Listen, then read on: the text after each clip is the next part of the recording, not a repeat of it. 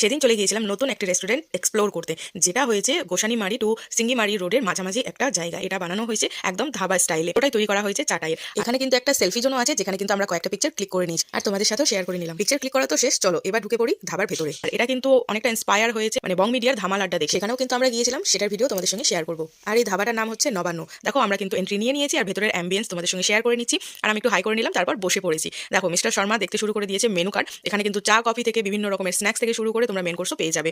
আর তোমাদের সঙ্গে menu কার্ডটাও share করে নিলাম, তোমরা পজ করে দেখে নিও। তো মেনু থেকে নিয়ে নিয়েছিলাম দুটো আইটেম, একটা ছিল হচ্ছে চিকেন ফ্রাইড রাইস আর একটা হচ্ছে চিলি চিকেন, যেটার জন্য আমার অনেক দিন থেকে ক্রেভিংস হচ্ছিল।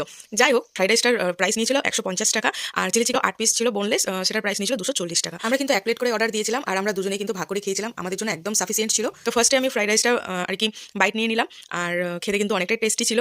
আর মেনু আমি চুজ করেছিলাম কারণ আমার এগুলো খেতে ইচ্ছে হয়েছিল। এরপর খেয়ে নিচ্ছি একটু চিলি চিকেন, চিলি চিকেনটাও ওয়াও হয়েছিল। তো ওভারঅল আমার এই ভিডিওটা তোমাদের কিরকম লাগলো অবশ্যই কিন্তু কমেন্ট